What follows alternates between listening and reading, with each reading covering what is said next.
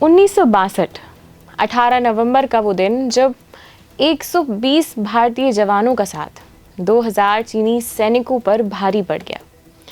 वो रात जब हिमालय की गोद में हमारे सैनिकों ने अपने प्राण न्यौछावर कर दिए थे ताकि देश का सम्मान बना रहे और हमारी 1 इंच जमीन पर भी दुश्मन पैर न रख सके।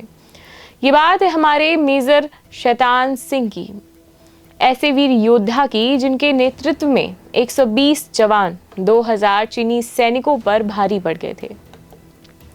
शैतान सिंह का जन्म राजस्थान के जोधपुर जिले के बानासर के एक राजपूत सैनिक परिवार में हुआ था। नमस्कार, मेरा नाम है कात्यायनी मिश्रा और आप देख रहे हैं पेप्टिक टाइम। दिसंबर 1924 में जब वो सैनिक परिवार में जन्मे तो उसी दिन उनकी किस्मत तय हो गई थी। बचपन से ही अनुशासन, सादगी और देश प्रेम उनके घर के आंगन की हवा में घुला हुआ था और उनके पिता भी सेना में थे, इसीलिए उनके लिए वीर बहादुरता की कहानियां जीती जागती प्रेरणा थी। शैतान सिंह अपने नाम के बिल्कुल अलग थे, कम बोलने वाले, सीधे साधे और निर्णय के क्षण में अद्भुत स्पष्टता रखने वाले। क्योंकि शैतान सिंह बचपन से ही कठोर माहौल में पले बड़े, इसीलिए उनके मौसम, भूख, प्यास या तकलीफों की परवाह थोड़ी कम ही रहा करती थी। कच्ची उम्र से ही दिल में एक सपना लिए वो बड़े हुए, पिता जैसी वर्दी पहनकर देश की सेवा करेंगे। और ये सपना ज्यादा दिन तक सपना नहीं रहा। वे भारतीय सेना में शामिल हुए और कुमाऊं रेजिमेंट से जुड़े, वही रेजिमेंट जो बाद में रेजांग ला की लड़ाई में इतिहास रचने वाला था। मेजर शैतान सिंह का मानना था कि हमें आदेश देने से पहले स्वयं उसका उदाहरण पेश करना चाहिए, इसीलिए वो हमेशा जवानों के साथ कठोरता से रहे। वही खाना, वही ठंड, वही कंटीली चढ़ाइयाँ। युद्ध की तैयारी के समय वे सबसे आगे चलते थे, सबसे ज्यादा बोझ उठाते थे और फायरिंग रेंज में सबसे सटीक निशान लगाते थे।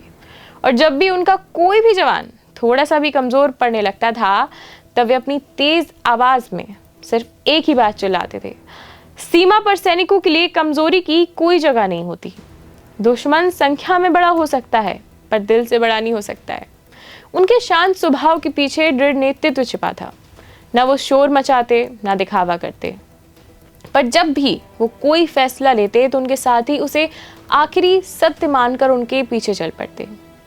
साल था 1962 का, जब सीमा की रेखा को लेकर भारत चीन के संबंधों में तनाव चरम पर था और इसी मतभेदों के कारण दोनों सेनाएं ऊंचाइयों पर एक दूसरे के आमने सामने आ खड़ी थी। रेजांग लॉ ये नाम उस समय भी रणनीतिक रूप से महत्वपूर्ण था। लद्दाख के चुशुल सेक्टर के पास स्थित ये दर्रा 16,000 फीट से भी ऊंचाई पर, जहां आम इंसान का सांस लेना भी चुनौती था। तापमान इतना कम जहां इंसान भी जम जाए, तेज बर्फीली हवाएं, ऑक्सीजन की कमी और हर तरफ बर्फ की दुनिया।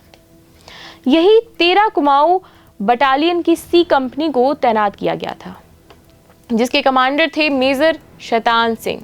भारी हथियार, कम गोला बारूद, सीमित और वायरलेस संचार जो पूरी तरह भरोसेमंद भी नहीं था, लेकिन इसके बावजूद भारतीय सैनिकों के हौसले बुलंद थे। उन्हें पता था कि ये दर्रा छूट गया तो लद्दाख हाथों से निकल जाएगा। आज से लगभग 63 साल पहले 18 नवंबर की वो रात जब असाधारण रूप से मौसम में शांति थी, आसमान काला था और हवा में बर्फ के महीन कण दूर दूर तक कहीं कहीं चीनी पोस्टों पर हल्की हल्की हलचल समझ आ रही थी।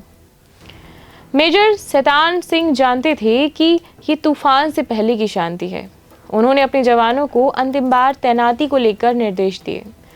सबको चट्टानों और चढ़ाइयों के हिसाब से पोस्ट किया और एक योजना बनाई कि किन किन जगहों पर दुश्मनों को रोका जा सकता है।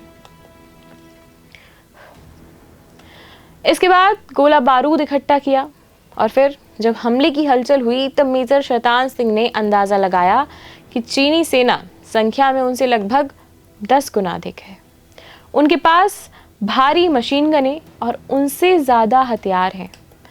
मेजर शैतान सिंह को अंदाजा था कि उन्होंने पूरी भारतीय पोस्ट को घेरने की तैयारी कर रखी है, लेकिन मेजर शैतान सिंह उनके 120 भारतीय सैनिकों ने डरकर पीछे हटने से साफ मना कर दिया और उस रात 2000 चीनी सैनिकों का सामना करने की तैयारी करने लगे। इसके बाद उन्होंने अपने सेक्शन में इस प्रकार की तैनाती की कि दुश्मन ऊपर चढ़ते ही नजर आने लगे ताकि हर गोली का सही उपयोग किया जा सके। इस तरीके से लगभग कुछ संख्या चीनी सैनिकों की खत्म हो गई थी। सुबह की पहली किरण फूटने से पहले चीनी सैनिकों ने हमला कर दिया। धीरे धीरे बारूद के गोले इस बर्फीली जमीन पर फटने लगे और मशीन गनों की आवाज भी गूंजने लगी। लेकिन जैसे ही चीनी सैनिक आगे बढ़े, चौकियों से 120 सैनिक लगातार फायरिंग करते रहे। चीनी सैनिकों ने सोचा था कि इतनी ऊंचाई और ठंड से जूझ रहे भारतीय सैनिक ज्यादा देर तक नहीं टिक पाएंगे, पर यहाँ वास्तविकता उलट निकली। चीनी सैनिक बार बार कभी दाएं कभी बाएं से घुसने की तैयारी करते रहे, पर मेजर शैतान सिंह और उनके 120 सैनिकों ने हर बार उन्हें घेरा। हर बार उन्हें हार का सामना करना पड़ा। इसी बीच धीरे धीरे गोला बारूद घटने लगा और स्थिति इतनी गंभीर हो गई कि सैनिकों ने दुश्मनों को रोकने के लिए बंदूक पर लगे चाकू से वार करना शुरू कर दिया। बहुत से सैनिक आखिरी सांस ले रहे थे, पर उन्होंने अपनी बंदूकें नहीं छोड़ी। इसके बाद मेजर शैतान सिंह पर भी दुश्मनों की मशीन गनों से गोलियां बरसी और वे भी गंभीर रूप से घायल हो गए। उनके साथी उन्हें सुरक्षित जगह पर ले जाना चाहते थे, पर उन्होंने कहा अगर वो ही आगे नहीं रहेंगे तो उनके सिपाही कैसे लड़ेंगे। पर लड़ाई जारी रही।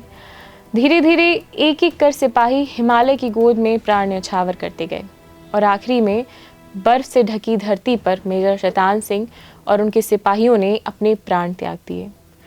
जब लड़ाई खत्म होने के बाद उस क्षेत्र पर कुछ महीनों बाद दोबारा कब्जा किया गया।